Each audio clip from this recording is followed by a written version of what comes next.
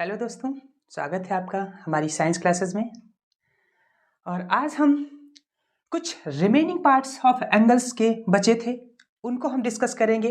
उसमें से एक तो है हमारा करेस्पॉन्डिंग एंगल और अल्टरनेट एंगल। तो ये करेस्पॉन्डिंग एंगल और जो अल्टरनेट एंगल है, तो ये हमने बताया था आपको ट्रांसवर्सन लाइन, दो पैरेलल लाइन ए बी, एक हमने क्या पैरेलल लाइन ड्रॉ, इसके पैरेलल क्या लाइन ड्रॉ कर ली सी डी, मतलब ए बी के पैरेलल एक सी डी लाइन हमने ड्रॉ कर दी। तो हम क्या लिख सकते हैं, A B parallel to C D. अब फिर इसमें से हमने एक line L transversal line draw कर दी। अब यहां से ये जो पॉइंट है जो इंटरसेक्ट कर रहे हैं, तो यहां से कुछ एंगल फॉर्म हो रहे हैं। सपोज 1 2 3 4, सिमिलरली 5 6 7 और 8। ये वर्टेक्स, ये जो पॉइंट्स थे यहां पर कुल मिलाकर के 8 एंगल्स फाइंड हो रहे हैं। अब ये जो एंगल्स हैं, तो करेस्पॉन्डिंग एंगल और अल्टरनेट एंगल, ये दोनों इसी में छिपे हुए हैं। करेस्पॉन्डिंग एंगल को हम कहते हैं संगत कोण, और जब हम अल्टरनेट की बात करते हैं तो इनको हम एकांतर कोण कहते हैं।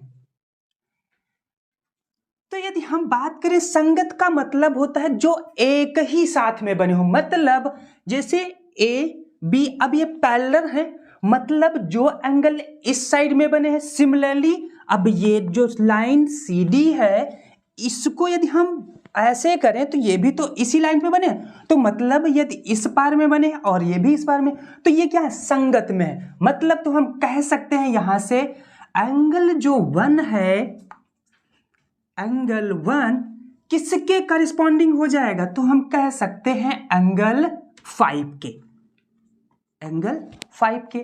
सिमिलरली यदि हम एंगल 2 की बात करें, तो ये क्या संगत में क्या दिख रहा है, मतलब ये सेम साइड पे दिख रहे हैं, तो मतलब क्या हो जाएगा, एंगल 2 किसके करेस्पॉन्डिंग हो जाएगा, एंगल 6 के।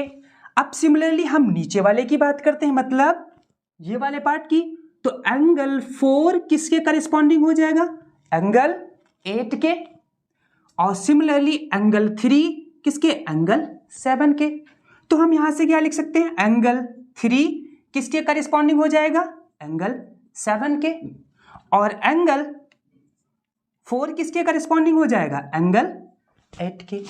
तो आपने क्या देखा, जो लाइन के सेम साइड में ड्रॉ हो रहे थे, तो उनको हम क्या कहते हैं, करेस्पॉन्डिंग एंगल्स। अब बात करते हैं अल्टरनेट एंगल। अल्टरनेट एंगल जिनको हम एकांतर कोण कहते हैं। एक आंतर मतलब जिनके बीच में एक का अंतर हो।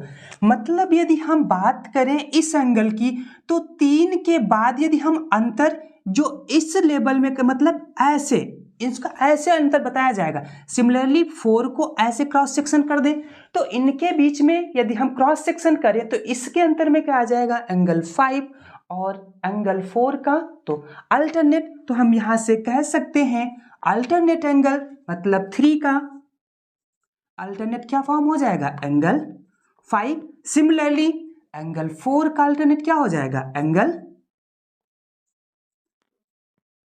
6। अब उसके बाद जब हम बात करते हैं, तो ये अभी हमने आपको पिछले वीडियो में बताया था कि जिस तरफ लाइन का झुकाव होता है उनको हम इंटीरियर एंगल कहते हैं, और जिनके तरफ गैप ज्यादा होता है वो हमारे एक्सटीरियर एंगल फॉर्म होते हैं। तो ये जो एंगल फॉर्म हो रहा है, मतलब एंगल 2 की जब हम बात करेंगे, तो ये हमारा एक्सटीरियर हो जाएगा। और सिमिलरली जब हम एंगल 1 की बात करेंगे, तो ये हमारा इंटीरियर हो जाएगा। लेकिन अब यहां पे दो पैरेलल लाइन बनी है, मतलब line A B parallel line C D के, तो इन दोनों के बीच में जो एंगल फॉर्म होंगे उनको हम कहते हैं इंटीरियर एंगल, और जो इन दोनों के लाइन बाहर बने हुए हैं उनको हम क्या कहते हैं, एक्सटीरियर एंगल। तो इंटीरियर एंगल। तो यहां से इंटीरियर एंगल क्या क्या बन सकते हैं, यहां से कह सकते हैं आपका इंटीरियर एंगल 3, 4, एंगल 3 और एंगल 4 सिर्फ, फिर अगेन एंगल 6 और एंगल 5, ये क्या हो जाएंगे आपके इंटीरियर एंगल हो जाएंगे। सिमिलरली जब हम एक्सटीरियर एंगल की बात करेंगे तो अब हमारे एक्सटीरियर एंगल क्या हो जाएंगे,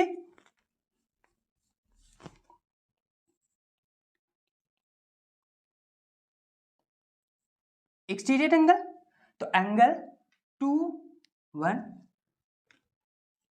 angle 1, angle 2, angle 7 and angle 8, angle 8, ये आपके क्या हो जाएंगे, एक्सटीरियर एंगल हो जाएंगे। अब इससे रिलेटेड बहुत सारे क्वेश्चन फॉर्म होंगे आपके। लिखा हुआ है the sum of one corresponding angle and one alternate angle is equal to 180 degree. तो ए बी पैरेलल किसके है, सी डी की, मतलब ये दोनों लाइन कहीं भी ले जाओ ये कभी एक दूसरे को इंटरसेक्ट नहीं करेंगी, मतलब एक दूसरे को प्रतिच्छेदित नहीं करेंगे। सिमिलरली जब हमने एक ही लाइन इस पे एल ड्रॉ किया है तो यहां से जो एंगल्स फॉर्म होंगे वो क्या, अब इसको हम माने तो एक स्ट्रेट लाइन ही हो जाएगी क्योंकि सिर्फ एक ही लाइन की बात की गई, तो मतलब ये अब दूसरे लाइन में तो कहीं मिलेगी नहीं, तो ये क्या एक स्ट्रेट लाइन ही हो जाएगी। तो इस पे फॉर्म होने वाले एंगल्स क्या होंगे, 180 डिग्री के इक्वल होने चाहिए। तो मतलब यदि हम एंगल 2 और एंगल 3 की बात करें तो वो भी 180 डिग्री पे फॉर्म होगा। सिमिलरली एंगल 1 और 4 की बात करें तो वो भी 180 डिग्री फॉर्म होगा। तो अब बताया क्या है, the sum of one corresponding angle and one alternate angle is equal to 180 degree. तो करेस्पॉन्डिंग एंगल हमारे क्या थे, जो सेम साइड पे ड्रॉ हो, मतलब 1 एंड 2 और 5 एंड 6। अब अल्टरनेट एंगल क्या थे, 3, 5, 4, 6। तो अब यहां से एक करेस्पॉन्डिंग एंगल पुट कर लेते हैं, एंगल 1, और एक हम क्या पुट कर लेते हैं अपना एक अल्टरनेट, मतलब 4 इज इक्वल टू क्या होना चाहिए 180 डिग्री। लाइन एल भी तो हमारी क्या थी, एक स्ट्रेट लाइन थी, तो मतलब वो क्या 180 डिग्री तो फॉर्म होगा। तो मतलब यदि एंगल सपोज 1 हमारा मान लेते हैं कितना 65 plus angle 4 is equal to 180 degree, तो अब इसको क्या करेंगे शिफ्ट कर देंगे, तो angle 4 is equal to 180 minus 65, तो एंगल 4 इज इक्वल टू क्या निकल के आएगा 115 डिग्री। मतलब एंगल 4 कितना आपका हो जाएगा 115 और एंगल 1 आपका कितना हो जाएगा 65 डिग्री। तो आपने क्या देखा कि the sum of one corresponding angle and one alternate angles always 180 degree के इक्वल रहेंगे। इससे संबंधित बहुत सारे क्वेश्चन बनते हैं और बहुत सारे कॉम्पिटिटिव लेवल के, ऐसा नहीं कि सिर्फ आपके एकेडमिक लेवल के, कॉम्पिटिटिव लेवल में आप जब भी आगे देखेंगे तो बहुत सारे क्वेश्चन आपको मिलेंगे। तो उम्मीद है आपको सारे एंगल्स अच्छे से समझ में आए होंगे और इसके बाद हम स्टार्ट करेंगे ट्रायंगल्स। यदि अभी भी कोई आपको दिक्कत आ रही है तो इंस्टाग्राम की आईडी नीचे गिवन है डिस्क्रिप्शन में, आप उस पर अपना सुझाव दे सकते हैं, उस पर जल्द से जल्द प्रक्रिया की जाएगी। और हाँ, यदि वीडियो अच्छा लगे तो लाइक करें और अपने दोस्तों को शेयर करें।